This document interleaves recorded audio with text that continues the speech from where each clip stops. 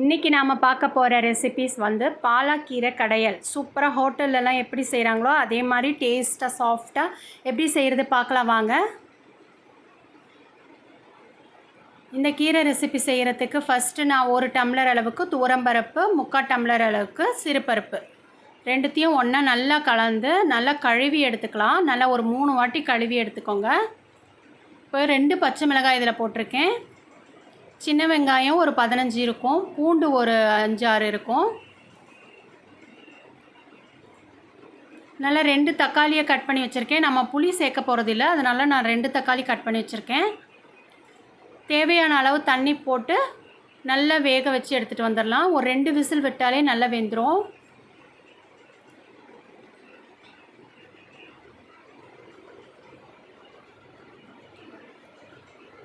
பாருங்கள், சூப்பராக பருப்பு வெந்துருச்சு. லைட்டாக மசிச்சு விட்டாலே போதும், ரொம்ப நேரம் மசிக்க வேண்டிய அவசியம் இல்லை.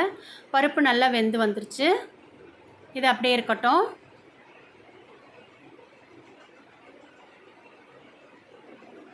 இப்போது ஒரு கடாயில் நாம் வந்து ஒரு 2 ஸ்பூன் அளவுக்கு ஆயில் விட்டுக்கலாம். கடுகு ஒரு ஸ்பூன் சேர்த்துக்கோங்க.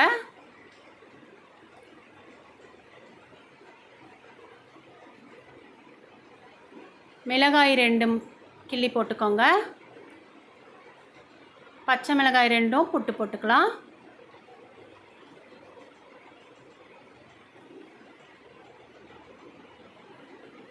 பூண்டு ஒரு 10 பல் வந்து தட்டி வச்சுருக்கேன். முழுசாக போடக்கூடாது, தட்டி போட்டுக்கணும். ஒரு சின்ன வெங்காயத்தை நறுக்கி வச்சுருக்கேன், அதையும் சேர்த்துக்கலாம். கருவேப்பிலை ஒரு கொத்து. இது நல்லா வதக்கி எடுத்துக்கலாம்.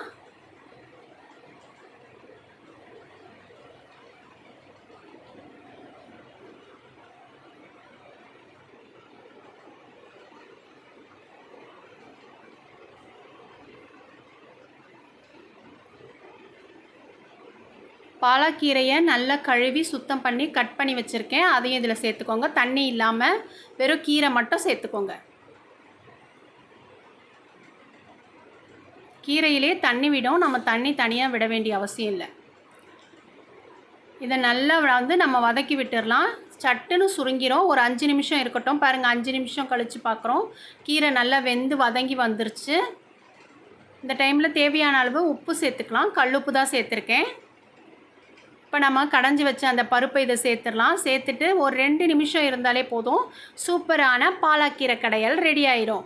இது கீரை பிடிக்காதவங்க கூட இந்த மெத்தடில் செஞ்சு கொடுத்து பாருங்கள், எல்லாரும் விரும்பி சாப்பிடுவாங்க. நல்லா சூப்பராக இருக்கும்.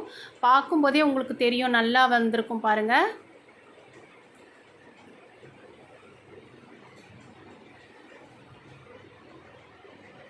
இது வந்து நம்ம சாதத்துக்கு, சப்பாத்திக்கு, பொங்கலுக்கு இந்த மாதிரி எல்லாத்துக்கும் சைட் டிஷ்ஷாக வச்சுக்கலாம், மெயின் டிஷ்ஷாகவும் வச்சுக்கலாம். சூப்பராக இருக்கும்.